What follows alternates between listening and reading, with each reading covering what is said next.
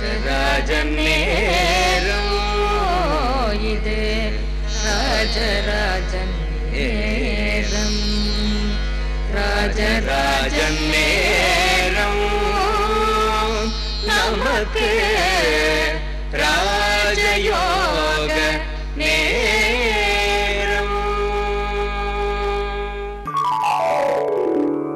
இதை ஒரு வகுப்பறையாக நினைத்துக்கொண்டே நான் சில செய்திகளை பகிர்ந்து கொள்ள விரும்புகிறேன். ஏன்னா சும்மா பொதுக்கூட்டத்தில் பேசுகிறதுன்னா அவர் சொன்ன மாதிரி இடைவெளியெல்லாம் விட்டு 4 மணி நேரம் பேசி பிச்சிட்டார் பெரியார்தாசன், கொன்னுட்டார், டாப்புன்னு என்னடா பேசினாருன்னு அதான் தெரியல.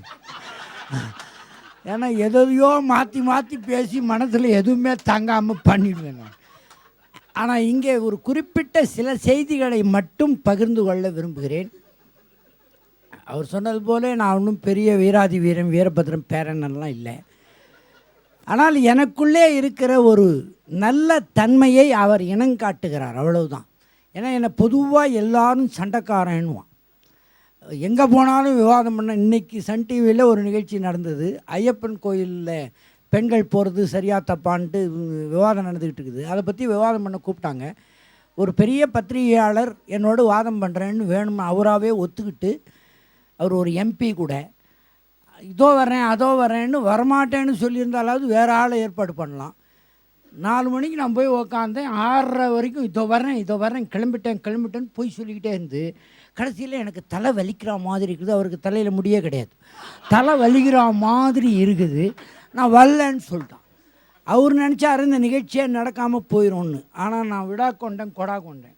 நான் ஒரு ஃபோனை சுற்றி ஒருத்தரை அந்த கட்சியிலே இருந்து ஒருத்தரை வர வச்சு விவாதம் பண்ணி விட்டு இப்போ வர்றேன். எங்கே போனாலும் என்னை சண்டைக்காரன்னு சொல்லுவாங்க. ஆனால் எனக்குள்ளே ஒரு நல்ல தன்மைகள் இருக்கிறது. இறைவனை நான் நம்புவதில்லை, ஆனால் இறைவனை நம்புகிறவனை நான் நம்பாமல் இருப்பதில்லை. ஒருத்தர் கடவுள் பக்தி இருக்குதுங்கிறதுனால அவரை நான் நம்பாமல் இருக்கிறது இல்லை. அவர் நம்பிக்கைக்குரியவராக இருந்தால் போதும் என்ற அளவிலே நான் எல்லோரையும் நேசிக்க விரும்புகிறவன். அப்படித்தான் ஒரு காலத்தில் ஒரு தம்பி வெளிநாட்டுக்காரர் மாதிரி வந்தார்.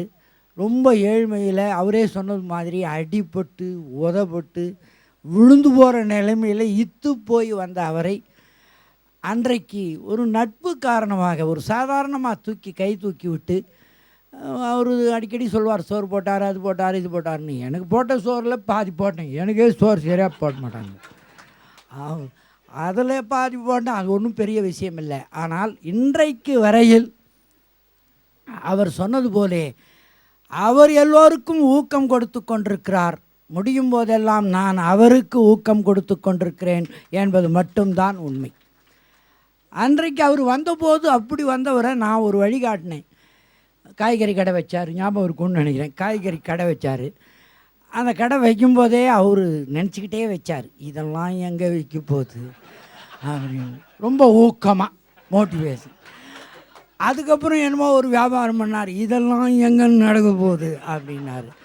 நான் அவர்கிட்ட இருந்தே கற்றுக்கிட்டேன், எதெல்லாம் நடக்காதுன்னு அவருக்கு தெரியுதோ அதெல்லாம் செஞ்சுன்னுக்கிறாரு. அப்போது ஏன் அப்படி என்னால் முடியலன்னு அவர் ஏன் சொல்கிறாருன்னா, கவனியுங்கள், எல்லோருக்கும் கூட பயன்படும், எனக்கும் பயன்படும் என்பதனாலே சொல்கிறேன். எந்த பாதையிலே ஏற்கனவே போன பாதையில் திரும்பி போகணும்னா நமக்கு முன்னால் 4 பேர் ஓடிக்கிட்டு தான் இருப்பான். நமக்கு பின்னால் வர்றவனை விட முன்னால் வரவன் அதிகமாக இருப்பான். பாதையே இல்லாத ஒரு இடத்துல புதிய பாதை போட்டு ஓடினால் எப்படி இருந்தாலும் உன் பின்னால் தானே வந்தாகணும். புதிதாக ஒன்றை கண்டுபிடி. இது வரைக்கும் ஜோசியக்காரன் பூரா பார்த்துக்கிட்டோம். நியூமராலஜின்னு ஒன்று சொல்லுவாங்க.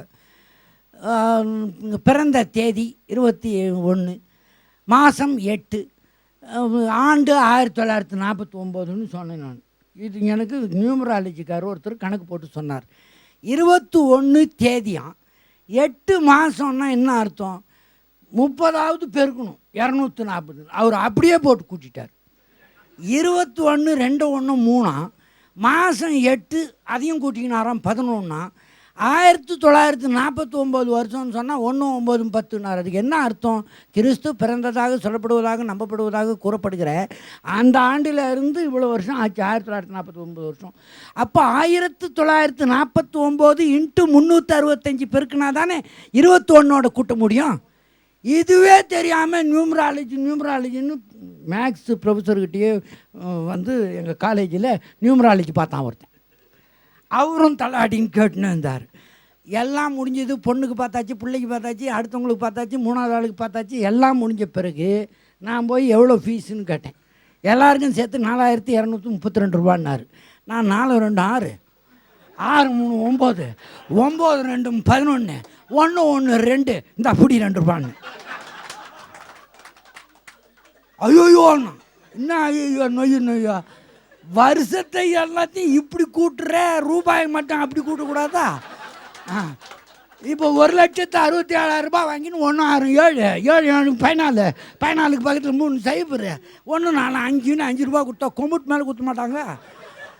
இப்படியெல்லாம் சும்மா வெட்டி வேலை பார்த்துக்கிட்டு இருக்கிறானுங்க. இந்த நாட்டில் டாய்லெட்டே கிடையாது. இந்த காலத்தில் தான் டாய்லெட் வெள்ளைக்காரன் வந்த பிறகு. அப்போல்லாம் வெளிக்கு போகிறதுன்னு சொல்லுவாங்க. வெளிக்கு போகிறதுனா என்ன அர்த்தம்? ஊரை விட்டு வெளியே போயிடுறது. 3 கிலோமீட்டர் 4 கிலோமீட்டர் போவான். இதுக்கு கூட்டு தொழில் வேறு. நீ சொம்பு எடுத்துன்னு வா, நான் டார்ச் எடுத்துன்னு வரேன் காலங்காத்தால். இன்றைக்கி உள்ளே போகிறோம் எல்லாருமே. இங்கே கூட டாய்லெட் வச்சுருக்காங்க. உள்ளே போனால் ஃப்ளஷ் அடிச்சாக்கா அது போகுது 3 கிலோமீட்டர். முதல்ல இவன் போயின்னு தான் 3 கிலோமீட்டரு. அன்னைக்கு வீட்டு அமைப்பில் கவனிங்க, நான் வேடிக்கைக்காக சொல்லலை. அன்னைக்கு வீட்டு அமைப்பில் எங்கேயாவது டாய்லெட் வச்சுருப்பானா உள்ள, அது வெளிக்கு போகிற காலம் இல்லையா? ராஜராஜ சோழனுடைய கோயில்லையாகட்டும், அந்த அவ்வளோ பெரிய இடத்துல எங்கேயாவது டாய்லெட் இருக்குதா? அரண்மனைகளில் எங்கேயாவது டாய்லெட் இருக்கிறத பார்த்தோமா? மைசூர் மகாராஜா பேலஸை சுற்றி பார்த்தவங்க யோசிச்சு பாருங்கள், டாய்லெட் இருந்ததாங்க. அந்த காலத்தில் டாய்லெட் வசதியாக இல்லை. அவரும் முள்ளு மரவில் போக வேண்டியதுதான் ராஜாவாக இருந்தாலும். ஆனால் இன்றைக்கி வாஸ்து சாஸ்திரம், பழைய சாஸ்திரம், அதன்படி தான் வீட்டை இந்த பக்கம் வைக்கணும் அந்த பக்கம் வைக்கணுன்றாங்களே. டாய்லெட் எந்த பக்கம் வைக்கணும்னு வாஸ்து சாஸ்திரத்தில் எப்படி இருந்திருக்கும்? இருந்திருக்காது. இப்படி எல்லாம் கும்பல் கூடுறான். நீ ஏன்டா சோமாக்கர் இப்படி நீ ஒன்று விடுன்னு அவர் ஆராய்ச்சி பண்ணி கண்டுபிடிச்சி பெயரை மாற்றிக்கொண்டு என்னை சந்தித்த போது சொன்னார், நான் பெயர் மாற்றினேன், இதில் உங்களுக்கு நம்பிக்கை வருதா சார்னு. அவர் நம்பிக்கை இல்லாமல் கேட்டார். நான் ஒரே பேச்சு தான் கேட்டேன், இப்போ எவ்வளோ பணம் வச்சுன்னுக்கிற? வீடு கட்டியிருக்கிறேன், நல்லா லட்சக்கணக்கில் பணம் இருக்குது. இந்த அம்மாவை தான் பார்த்தேன், அவங்க துணைவி யார், பாண்டிச்சேரியில் பார்த்த உடனே கேட்டேன். நகை மாட்டின ஸ்டாண்டு மாதிரி உட்காந்துருந்தாங்க. நான் பார்த்தவங்க வேறு. இப்போ அந்த அம்மா அப்படி இருந்தது. இப்போ நான் உடனே சர்டிஃபிகேட் கொடுத்தேன். பெயரை மாற்றினால் உயர முடியும், உன் பெயரை மாற்றி நீ உயர்ந்திருக்கிறாய் என்பதே எனக்கு முதல் சாட்சி. அன்னைக்கு உன் பேர் தென்னவனாக இருக்கும்போது காய்கறி கடை வச்சுருந்தேன். இன்றைக்கி மேத்தா கவிஞர் எவ்வளோ பெரியவர், அவருக்கே நீ கொடை வள்ளலாக இருக்கிறேன்னா யோசித்து பார்க்கணும். உனக்கு என்ன அர்த்தம்? பெயர் மாற்றம் உன்னளவிலே பலித்திருக்கிறது என்றால் அது ஏன் எனக்கு பலிக்காது? அது ஏன் இவங்களுக்கு பலிக்காது? விட்டு சிக்னல்னு இப்படி நான் ஊக்கப்படுத்துகின்ற போது, ரயிலில் சந்தித்த போது அந்த பிரச்சனை வந்தது. இந்தியாவுக்கு பேர் மாற்றணுன்னாரு. இது என்னடா புதுசாக போச்சு, ஆளுக்கு பேர் மாத்திரே சரி, இந்தியாவுக்கே பேர் மாற்றினா தான் உருப்பிடும். என்னையா இது வம்பா போச்சுன்னு கேட்டால், யுனைடெட் ஸ்டேட்ஸ் ஆஃப் இந்தியான்னு சொன்ன உடனே இந்த பேர் தான் வைக்கணும்னு அவர் சொன்னபோது பிடரியில் அடித்தது போல் இருந்தது எனக்கு. ஏன்னா லண்டன் மியூசியம் என்று ஒரு இடம் இருக்குது. நம்ம ஊரில் மியூசியம்னா செத்த காலேஜ். ஆனால் அங்கே லண்டன் மியூசியம் என்பது ஒரு லைப்ரரி. அந்த லைப்ரரியில் கோடிக்கணக்கிலே லட்சக்கணக்கிலே புத்தகங்கள் இருக்கும். காரில் போய் தான் சயின்ஸு புக்கு படித்தவன் ஹிஸ்ட்ரி புக்கு படிக்கணுன்னா காரில் தான் போகணும். அந்த மியூசியம், லண்டன் மியூசியத்தில் வாசலில் 2 பேர் படம் தான் வச்சுருக்குறாங்க. இன்றைக்கி கூட பார்த்தவர்களை கேளுங்கள், 2 படம் தான் வச்சுருக்குறாங்க. ஒன்று கார்ல் மார்க்ஸினுடைய படம், அந்த நூலகத்தை மிகச்சரியாய் பயன்படுத்தினார் லண்டனிலே என்பதனாலே. இன்னொரு படம் பாபா சாஹிப் டாக்டர் அம்பேத்கரின் படம், அவரும் அந்த நூலகத்தை பயன்படுத்தினார் என்பதனாலே. அந்த நூலகத்துக்கு நானும் போனேன் படிக்கிறதுக்கு லண்டனில். நான் ஏன் போனேன்னா அவங்கள மாதிரி படிக்கணுன்னெல்லாம் போகல, குளிர் தாங்கலை, சென்ட்ரல் ஹீட்டிங் நான் இருந்த வீட்டில் இல்லை. இன்னொரு இடத்துல பாருக்கு போனால் அங்கே ஹீட்டர் இருக்கும், அதுக்கு நமக்கு வசதி கிடையாது. வேறு எங்கடா போகிறதுன்னா நூலகத்துக்கு போனால் லண்டன் மியூசியத்தில் நிறைய புத்தகங்கள் இருக்கும், அங்கே ஹீட்டர் சிஸ்டம் இருக்குதுங்கிறதுனால போனேன். போனபோது நான் படித்த பல புத்தகங்களில் ஒன்று பாபா சாஹிப் டாக்டர் அம்பேத்கர் எழுதிய ஒரு புத்தகம். அந்த புத்தகத்தில் தான் கான்ஸ்டிடியூஷனை பற்றி, அந்த புத்தகம் what Gandhi and Congress hut done to the untouchables, இப்போ 11வது வால்யூமாக வந்திருக்கிறது. அந்த புத்தகத்தில் ஒரு இடத்துல குறிப்பிடுகிறார், நான் ஏன் சட்டமந்திரி பதவியை விட்டு விலகினேன் என்பதற்கு 16 காரணம் சொல்லுகிறார். அதில் ஒரு காரணம், ஃபெடரல் ஸ்டேட்டாக அமெரிக்க ஐக்கிய நாடுகள் போல இதை வைக்க வேண்டுமே தவிர யுனைடெட் கிங்டம் போல ஒரு யூனியனாக இதை வைக்கக்கூடாது, இந்தியாவிற்கு பெயர் யுனைடெட் ஸ்டேட்ஸ் ஆஃப் இந்தியா என்று வைக்க வேண்டும் என்று நான் கான்ஸ்டிடியூஷனில் எழுதி கொடுத்தேன். சரின்னு ஒத்துக்கிட்ட நேரு நான் வந்த பிறகு பட்டேல் பேச்சை கேட்டுக்கிட்டு மாற்றிட்டார், யூனியன் ஆஃப் இந்தியா என்று போட்டார்கள். பிரிட்டிஷ் போல யூனியனாக இந்தியா இருக்கக்கூடாது, ஃபெடரல் ஸ்டேட்டாக இருக்க வேண்டும், அனைத்து மாநிலங்களுக்கும் மரியாதை இருக்க வேண்டும் என்று சொல்லி யுனைடெட் ஸ்டேட்ஸ் ஆஃப் இந்தியா என்று பெயர் வைக்கவில்லை என்பதற்காகவே அதையும் ஒரு காரணமாக சேர்த்து வெளியே வந்தார். இடத்துல சொன்னேன், அவர் வச்ச பேர் உனக்கு எப்படி தெரியும்? எனக்கு நல்லா தெரியும், இவர் அதெல்லாம் படிச்சுக்க மாட்டார். ஏன்னா நானே லண்டனில் போய் படிச்சுட்டு வந்து யாருக்கும் சொல்லாமல் பத்திரமா வச்சுருந்தேன். அது எப்படி இவருக்கு தெரியும்னு அதிர்ந்து போனேன். கவனியுங்கள், நான் ஆராய்ந்து பார்த்ததில் தெரிந்தது அந்த பெயர் என்று இவர் சொன்ன உடனே நான் விழுந்து விட்டேன். எந்த ஜோசியனையும் நான் ஒத்துக்கொள்ள மாட்டேன். பல ஜோசியர்கள் இந்த வாஸ்து காஸ்து எல்லாம் பார்க்குறவங்க பூரா போட்டு வாங்குவேன் டிவியில். எல்லாரும் சேர்ந்துக்கிட்டு இவர் கூட மட்டும் விஜய் டிவியில் தலை காட்டுறியே ஏன்னு கேட்டான், எல்லாருமா சேர்ந்து. அப்போ தான் சொன்னேன், நீங்கள்லாம் ரொம்ப நாளாக காட்டுறீங்க, எங்காலும் இப்போ தான் வந்திருக்கிறான், புதுசாக காட்டுறான், நான் காட்டுறேன் போடான். அவர் ஆய்வு செய்து கண்டுபிடித்த யுனைடெட் ஸ்டேட்ஸ் ஆஃப் இந்தியா என்பதை அடுத்த நாளே நான் அந்த புத்தகத்திலேருந்து ஜெராக்ஸ் கொண்டு வந்து தந்தேன். அதே மாதிரி பெயர்களை மாற்றுகிறேன் என்று சொன்னவர் திருமாவளவன் பெயரை மாற்றும் பொழுது, அதாவது அவருடைய கட்சிக்காரர்களுக்கெல்லாம் எப்பொழுது பார்த்தாலும் அவர்களுடைய பெயர்களை மாற்றுகிறேன் என்று கூட்டமாக மக்கள் வருவதை பார்ப்பேன். இந்த இன்ஸ்பிரேஷன் என்று ஆங்கிலத்திலே சொல்வார்களே, அந்த உணர்வு தமிழ் உணர்வாக திருமாவுக்கு வந்திருந்தாலும் இன்னும் கொஞ்சம் தள்ளி பாருங்கள், பெயரை மாற்றுவதனாலே வெற்றி பெற முடியும் என்கிற இந்த உணர்வும் அந்த உணர்வும் ஒத்துப்போவதனாலே தான் திருமாவும் ராஜராஜனும் ஒன்றாக சேர்ந்திருக்க முடிகிறது. இன்னும் கொஞ்சம் தள்ளி பாருங்கள், ஷேக்ஸ்பியருக்கு சொந்த பெயர் ஷேக்ஸ்பியர் அல்ல, அவருக்கு வேறு பெயர்.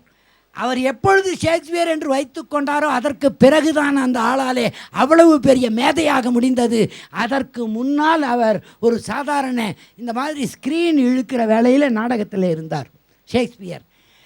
ஜாலட்டி என்கிற ஒரு பெரிய நாவலாசிரியையும் மிகச்சிறந்த நடிகையுமாக திகழ்கிற ஜாலட்டி என்பவர் தன் பெயரை ஜாலட்டி என்று மாற்றிய பிறகுதான் புகழ் ஏணியின் உச்சிக்கு வந்தார்.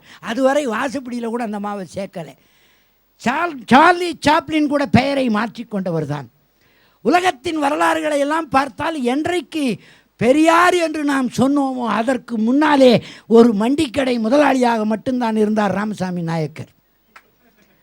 அவர் மண்டிக்கடை முதலாளி, உள்ளூரில் பல பதவிகளில் இருந்தார். 1938 அவருக்கு பெரியார் என்று மக்கள் பெயர் சூட்டிய பிறகுதான், அந்த பெயர் மாற்றத்திற்கு பிறகுதான் அவரால் கூட புகழ் பெற முடிந்தது. சேஷாச்சலம் என்று எங்கள் அப்பா வச்ச பேரில் இருந்திருந்தேன்னா 10ல் 1 11 போயிருப்பேன். நானாக வச்சுக்கிட்டேன் பெரியார் தாசன். இன்னைக்கு என்னை தெரியாதவர்கள் அநேகமாக இருக்க முடியாது. கலைஞர் கூட்டத்திலேயே சொன்னேன், என்னை தெரியாதவர்கள் 2 பேர் தான், ஒருத்தன் செத்துட்டான், இன்னொருத்தன் பிறக்கல. என்ன அவரு இதே மாதிரி தான் சிரிச்சார். அவர் என்னை தெரியாதுன்னு யாரும் இருக்க முடியாது, ஏதோ ஒரு வடிவத்தில் என்னை தெரிந்திருப்பீர்கள்.